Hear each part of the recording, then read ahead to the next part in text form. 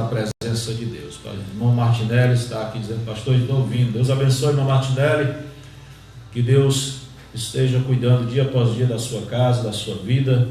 E obrigado pela audiência. Que Deus abençoe grandemente. Amados irmãos, eu queria nessa tarde já adentrar a palavra, para meditarmos um pouco na palavra de Deus, e eu creio que Deus falará conosco nessa tarde. Quero que você abra a sua Bíblia na carta do apóstolo Paulo à igreja de Filipos, livro de Filipenses, capítulo 2, versículo de número 15. Diz assim a palavra do Senhor: para que sejais irrepreensíveis e sinceros, filhos de Deus, inculpáveis no meio de uma geração corrompida e perversa, entre a qual resplandeceis como astros no mundo. A palavra de Deus nessa tarde, para mim e para a tua vida, ela vem como um despertamento. O apóstolo Paulo, ele foi um homem que realmente ele entregou a sua vida ao Senhor. E eu admiro muito Paulo, porque Paulo teve a compreensão total daquilo que é ser um servo de Deus. Porque os irmãos são conhecedores da palavra. Paulo antigamente chamava-se Saulo de Tarso, e perseguia a igreja. E numa dessas perseguições que ele fazia contra a igreja, ele teve um encontro com Jesus. E esse encontro com Cristo mudou completamente a vida de Saulo. Ele teve um encontro e a sua vida foi transformada. As coisas velhas na vida de Saulo passaram, e eis que tudo se fez novo. A partir daquele momento, o velho Saulo, ele passou a viver em novidade de vida. Ou seja, aquele encontro que Saulo teve com Jesus mudou completamente a sua vida. E agora Paulo, ele devota a sua vida ao Evangelho de uma forma tão grande, que você vai ver em dado momento que Paulo vai dizer que para ele o morrer é lucro. Para ele o morrer vai ser coisa boa, porque ele vai estar mais rápido com Jesus. E Paulo, ele escreve 13 livros, e através desses livros muitas pessoas foram ganhas para Jesus. Através da vida de Paulo, que é o apóstolo dos gentios, eu e você, nós fomos ganhos, fomos resgatados com braço forte das trevas para a sua maravilhosa luz. Quando eu digo que Paulo, ele teve a compreensão que muitas das vezes nos falta, é porque Saulo devotou a sua vida a Cristo. Ele entendeu que a chamada dele estava acima dele, o nome de Jesus estava acima dele, o propósito pelo qual ele foi alcançado estava acima dele, e ele passa a direcionar a palavra para outras vidas. E Paulo escreve a carta aos Filipenses. E nessa tarde eu quero fazer menção apenas do capítulo 15, do verso 2. Capítulo 2, verso 15. Ele diz: para que sejais irrepreensíveis. A caminhada cristã, a chamada na minha e na sua vida, é necessário que a nossa vida ela seja uma vida íntegra, uma vida transformada, uma vida limpa, pautada na palavra de Deus. Irrepreensíveis, ele está dizendo que a minha vida ela não pode ter repreensão, tem que ser uma vida limpa, íntegra, tem que ser uma vida que se confunda com a vida de Cristo. Ele diz: sejais irrepreensíveis, sinceros, filhos de Deus, inculpáveis no meio de uma geração corrompida. Paulo pinta um quadro, demonstra para nós um quadro do mundo atual, onde a corrupção ela tem crescido de maneira assustadora. E quando falamos sobre essa corrupção, é uma corrupção não só dos políticos, mas uma corrupção generalizada. E ele diz que nós temos que ser irrepreensíveis, sinceros e inculpáveis em meio a essa geração que nós vivemos. Aí a pergunta que se faz: será que eu estou cumprindo com essa palavra? Será que eu estou sendo irrepreensível, sincero, inculpável diante de Deus e principalmente diante dos homens? Será que as pessoas podem olhar para mim, para você e dizer: eis que ali vai um verdadeiro homem de Deus, eis que ali vai uma verdadeira mulher de Deus? Porque a geração ela é corrompida. Paulo escreve e demonstra que a geração é corrompida. E a geração está inserida no mundo, num sistema, e a Bíblia diz que o mundo ele jaz no maligno. Ou seja, eu e você caminhamos em meio à corrupção, ao pecado, à culpa, à falta de sinceridade.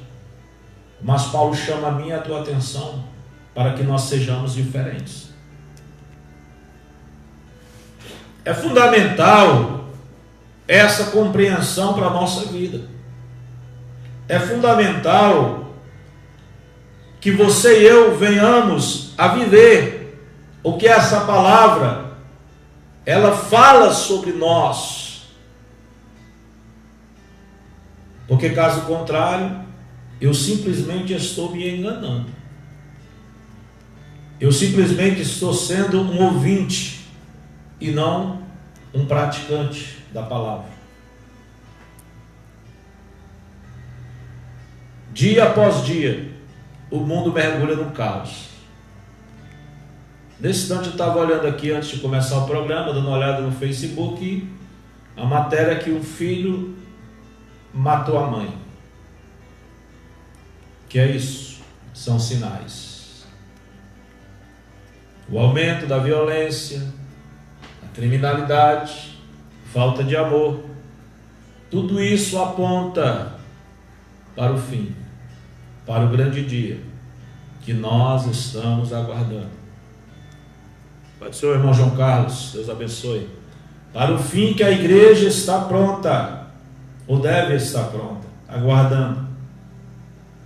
Então, Paulo ele demonstra para nós que o mundo ele é corrompido, ele jaz no maligno, mas a igreja do Senhor ela se encontra em meio a esse mundo corrompido, esse mundo que não é sincero, esse mundo que caminha para o abismo.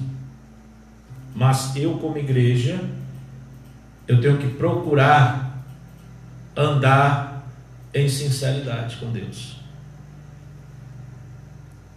Ele continua dizendo: inculpáveis no meio de uma geração corrompida e perversa, entre a qual resplandeceis como astros no mundo. Aleluia. A diferença quem faz é a igreja. E Deus sempre tem os seus remanescentes. Você pode dizer: pastor, eu conheço alguém que não anda em sinceridade. Pastor, eu conheço alguém que tem escandalizado muito o evangelho. Não olha para ele, só ora por ele. Caminha em sinceridade. Caminha em humildade. Caminha irrepreensível na presença de Deus. Porque o chamado partiu de Cristo. Ele investiu em você, porque ele acredita que você daria conta de andar em meio a esse mundo corrompido, sem se corromper, sem se misturar. Quando eu olho para dentro da Bíblia Sagrada, eu vejo o exemplo de Daniel. Daniel viveu na Babilônia, cativo. Ele não era livre, ele era cativo. Mas ele decidiu não se contaminar com o manjar do rei. Ele decidiu não se contaminar com os deuses estranhos. Ele decidiu não se contaminar com o pecado, com a corrupção. Nessa noite, nessa manhã, nessa tarde, perdão, eu não sei como você está, como sua vida está, mas Jesus, ele te chama para um encontro real com ele. Assim como Paulo teve esse encontro real, Deus quer ter um encontro real contigo, para que a tua vida seja mudada, transformada, para que você passe da água para o vinho, para que você seja uma pessoa diferente na presença de Deus e principalmente na presença dos homens. Porque estamos em meio a uma geração corrompida. O pecado está à porta. A violência está à porta. Tudo está à porta, mas os remanescentes, eles permanecem fiéis a seu Deus. A Bíblia diz que Deus procura os fiéis da terra. Será que nesta tarde Deus pode encontrar na minha vida e na sua vida essa fidelidade que Ele procura? Essa fidelidade que Ele, aleluia, ama? É momento, querido, de nós procurar voltar a ser aquilo que nós éramos antes. Lembra-te, pois, de onde caíste. Mas não só lembra, mas também volta lá e retoma a caminhada, retoma a marcha para o céu, porque Jesus Cristo, ele está voltando. E a tendência natural é o mundo se corromper mais, o amor esfriar mais, mas a igreja do Senhor, ela vai santificar-se mais. Ela vai buscar mais intimidade com o Espírito Santo. Ela vai buscar mais graça da parte de Deus, da pessoa bendita do Espírito Santo. Decantou de labassuri andalabachai. É isso que nós temos que buscar a cada dia.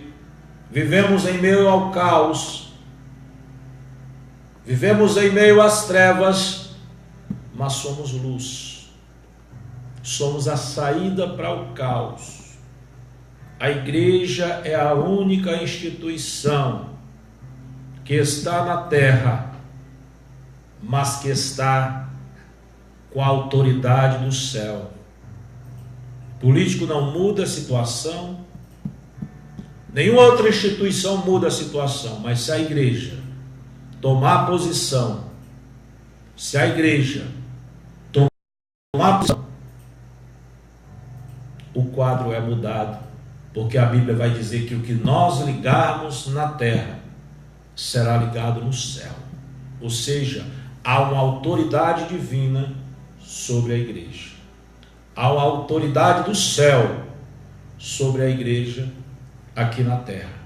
E quando nós falamos de igreja, não falamos de templo, não falamos de ministério, não falamos de placa, não falamos de convenção, falamos de pessoas que andam em santidade, pessoas que vivem na presença de Deus, passa luta, passa prova, passa adversidade, mas permanece fiel, está vivendo em meio à corrupção, em meio ao pecado, mas não se deixa contaminar por esse pecado, pois o Senhor Jesus está na nossa vida. Esse é o quadro que nós estamos. Mas há um Deus no céu que contempla a nossa vida. Há um Deus no céu que contempla o nosso deitar e o nosso levantar. Há um Deus no céu que contempla tudo que nós fazemos. E há um Deus no céu que investiu alto em mim e em você, porque Ele sabia que nós faríamos a diferença. Então, nessa tarde, eu te convido a buscar mais intimidade com Deus, mais contato, buscar mais santidade. Não é momento de parar, não é momento de retroceder, não é momento de voltar, não é momento de estacionar, não, é momento de marchar. É momento de seguir, é momento de ir adiante, porque Jesus, Ele está voltando. E você é a igreja, você foi chamado com essa finalidade, de estar em meio ao caos, em meio à corrupção, mas brilhar como astro. Quando a Bíblia nos demonstra para nós que nós somos luz da terra, é porque a luz de Deus está sobre nós, e nós somos como luminares em meio às trevas. A luz de Cristo, ela deve brilhar em você. Quando a Bíblia diz que você é sal, ela demonstra que você está em meio à corrupção, ao pecado, às trevas, mas você está para dar sabor a esse mundo pecaminoso, a esse mundo que caminha dia após dia para o caos. Mas o sal da terra, que é você, que sou eu, permanece aqui ainda. No dia que o sal for tirado, no dia que a luz for retirada da terra, aí o caos total será instalado. Mas até lá, eu e você, nós fomos chamados para brilhar, para ser luz e para ser sal dessa terra. Então fique com essa palavra nessa tarde, e que Deus abençoe a sua vida, em nome de Jesus.